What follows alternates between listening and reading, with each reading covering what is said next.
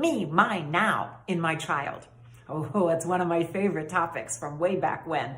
So what I want to say is impatience. I gotta have it now. I'm not okay until I have it. Comes from anxiety and from a distrust that there will be enough and that there is something good on the backside of what you're asking me to wait through. And everybody has heard, I think, of the Marshmallow Test. If you haven't heard it, go Google it. There are some great videos, and mothers have been doing fabulous home videos of their child waiting for an extra candy. In the original test, it was pre-K kids waiting 20 minutes for a second marshmallow. But there are some really important skills that we learned 30 years after that marshmallow test was given from Walter Mischel's research. And so let me tell you about those. The first one is the skill that all the children needed was the ability to distract themselves from eating that thing right now. So how do you help children build that distraction muscle? And the distraction muscle away from immediate gratification is to shift the focus. So what the children do in the video is they sing, they dance, they look the other way, they feel the marshmallow without looking at it. They play games with themselves to help them manage the time.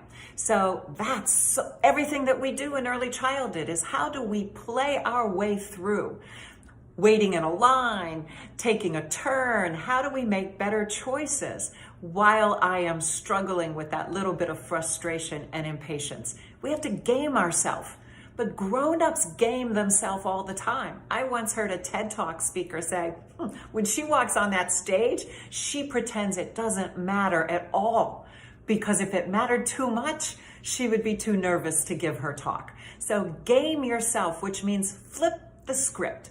It's all about the stories we tell to get ourselves through. So if you're looking at that marshmallow or that shiny thing that's in front of you that you've got to have right now, like life is normal, if you only focus on that, then you're a slave to it. It's like, I'm hungry, I need it, I can't wait. You feel that connection, and it's very hard to resist that. But if you look at it like some of the kids did in the book and in the video, and look at it and go, that's not a real marshmallow, that's a picture of a marshmallow. Or that looks like a delicious marshmallow, but it's really sour and yucky. Man, let's get into kid language. It's a poop marshmallow. Who wants to eat that? There's distraction and storytelling to help manage that moment. The second thing from distraction that I want you to have going forward in learning self-regulation is trust. The only way I can wait for a marshmallow for 20 minutes or wait for COVID to end and my connections with humanity to be back the way I want them to be is if I can trust that there's something good over there, and that if I wait, I'm going to get to experience that joy and that fun and that connection.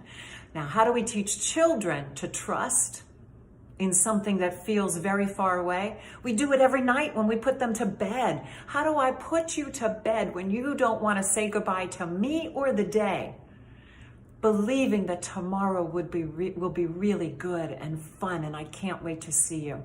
You do it with routines, with the same words, the same connections that say, I'll be there and you can trust me to be there, and I'm gonna show up and I'm gonna hold that marshmallow for you if you can't look at it for 20 minutes. And I'm gonna remember that you wanna go to the store tomorrow.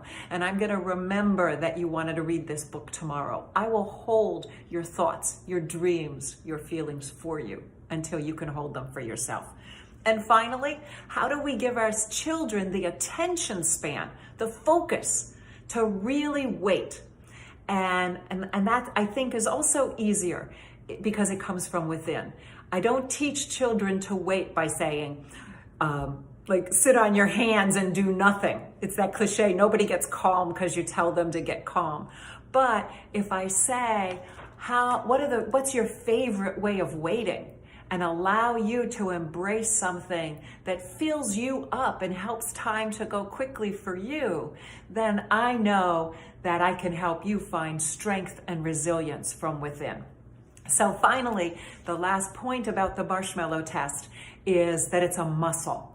and that we only acquire the skills by practice, teaching, and routine. So you don't get it overnight. You get it by waiting 2 minutes until you can have that extra French fry, or until you say, I'll be off the phone in a minute, or whatever it is.